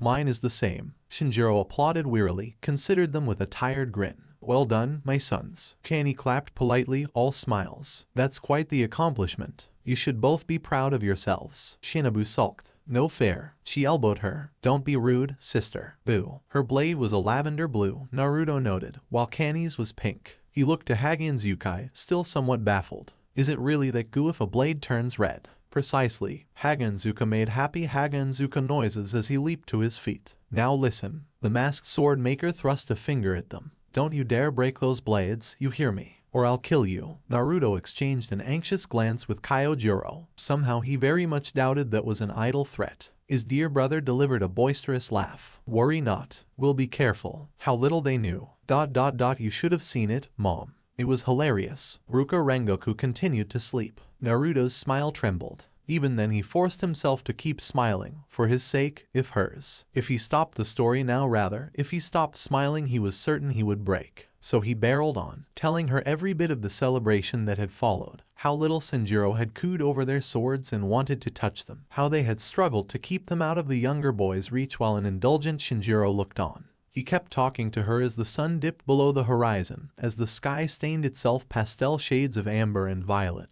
Talked until he was hoarse and his throat began to crack. By the time the full moon rose, he'd all but run out of words. We've been taking missions since then, you know. He laughed at the memory of the eccentric talking bird. We're doing well, I think. The four of us. We'll make a good team. They really did. It was his hope that they would stay close and continue to have many such missions together. I probably won't see you for a while. His eyes began to sting and he furiously blinked the tears away. Dad says you probably won't wake up, but what does he know, really? You'll be fine. You're just tired. Mom didn't answer. I'd like to think you'd be proud of us, you know. He looked past the porch and the beyond open door leading to the compound wall, gazing up to the moon above. I wish you were here with us. He scooted a bit closer to her, but of course she wouldn't wake up. Can't you give me a sign? Let me know you're still in there. She did not. His voice broke. Mom, come on Mom, please ... wake up. Ruka continued to breathe steadily, but her eyes did not open. His temper sparked and he slammed a fist into the wall. It crumbled like so much driftwood. Damn it. She was so pale and frail these days. Everyone was acting like she was already dead, as though her passing it were a foregone conclusion. He hated it. Not them, of course. They genuinely thought there was no other way, that any other option had been exhausted and all remained was to make Mom comfortable.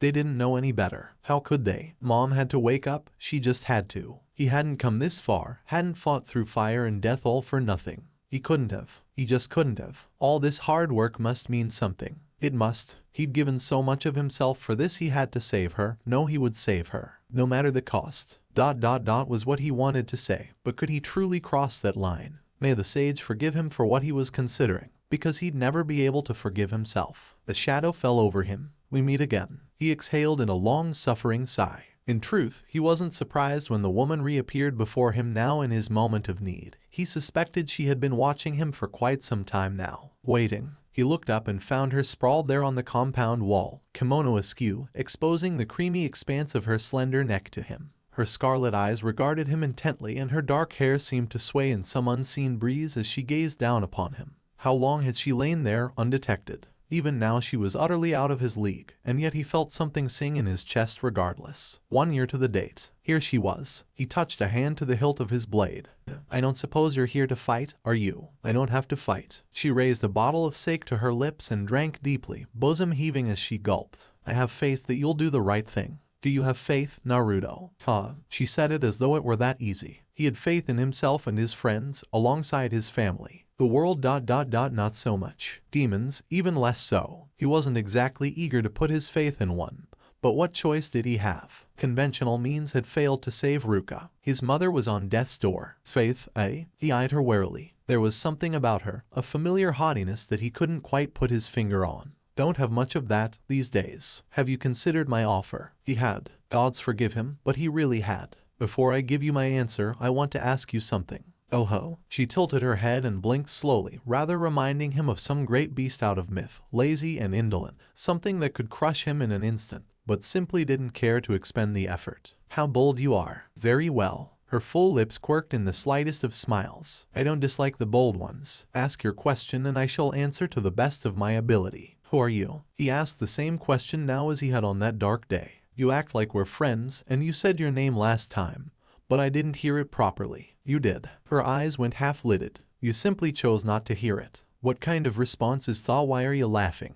Because, she tittered behind her hand, eyes burning over her the back of her knuckles. Your ignorance amuses me. Who am I? HMHMMHMM. Her head tilted left, then right, left again now. I suppose I could tell you, but where's the fun in that? Perhaps a hint will suffice. She held out an arm, letting the sleeve of her kimono glide down the limb, exposing a pale breast in the cold moonlight. I've been watching you for a while now, guiding you from the shadows. His blood ran cold as she continued to pace. You know me. No, he frowned. I really don't. We've only met the one time. She snorted. SNRK. Oi. It was no use. The demon woman laughed at that again. At him, loudly this time. Hers was a low throaty hum that had her closing her eyes and throwing her head back with reckless abandon. It was not a laugh Shinobu or Kani would have made. They were still girls. This was a woman. The very air seemed to quiver as she cackled to the skies, voice rising in a wild shriek of sheer delight. How no one heard her laughter, he'd never know. Must be some sort of blood demon art ... or something else. Just as quickly, said laughter died an ugly death. Ah, forgive me. The woman wiped a mirthful tear from the corner of her eye. Even after all these years, I tend to forget how dense your kind can be at times. How refreshing. Quick as can be, she hopped down off the wall and landed squarely on his side, arms spread wide. You know me, little Slayer. No, Naruto. We're old friends now. Her red eyes flashed with dark mirth sinister as sin itself. She sashayed forward, arms falling back to her sides as she drew near him. Would you like to know my name? Will you open your ears if I speak it? Can you truly hear it? Isn't that what I just said? Careful what you wish for. A finger pushed against his lips, silencing him. This isn't a choice you can make lightly. It's not too late for you. You can still turn back. No, he couldn't. It was already too late for him. He was betraying the core by even speaking to this creature. What was the old American saying? In for a penny or some such. I want to know. Apparently, it was the right thing to say. A pleased little shiver shook the woman's body. She clutched at her shoulders, body quivering beneath her kimono. Oh, yes. The words tore out of her in a groan, a little plume of steam escaping her lips. There it is. Say it again. What the hell was she? Some kind of masochist? What are you doing? Tell me who you are. Her body bent double. She actually moaned this time. His face burned. Oi, quit playing games. Spill the beans already. She only laughed. One more time, now. What are you? At last, you open your eyes. She straightened up with a smile, grin all but splitting her face, fangs flashing in the gloom, and just as she had on that night a year before, she said the words. Do you know me? Do you know what I am? Do you want to know my name? His head began to ache, and he steadfastly ignored it. Tell me. This is what I am called. She spread her arms wide and the very world shook around them. I am a destroyer and a creator, tyrant and martyr. I am savior and sinner, enemy and friend, broken and whole. Her shadow twisted behind her, becoming something monstrous. I have more names than I can properly remember. The heavens themselves darkened overhead as the clouds swept in to swallow the moon, plunging them into near darkness. And still those red eyes never left his. In the time since we were separated, I have lived and died in more ways than you can possibly imagine. I have lived a life eternal, waiting for you to reach this moment, to be ready. My old friend. Those once black tresses began to bleed red as he looked on, staining themselves a scintillating shade of scarlet. I am a piece of a god, shattered into 9 pieces. She tossed her head and grinned at him, a trio of whisker marks blooming across her cheeks. I am eldest of the 9. The back of her kimono erupted, revealing 9 scarlet tails swaying lazily in the gloom.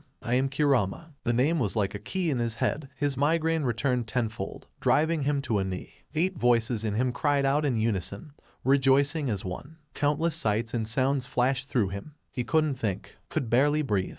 Kurama, Kurama. She strode forward, thrusting a finger at him with righteous fury. And you are Naruto Uzumaki. Remember who you are. Her hand closed around his face, clawed fingers clamping down upon his cheeks. Blazing scarlet orbs drilled into his gaze. In an instant, Naruto found himself swept up in memory, and he remembered. So alright folks, that's all for today. Stay tuned for part 2. Do subscribe, like and share for more such videos. Press the bell icon to be notified first on release. See you in the next video. Till then, goodbye.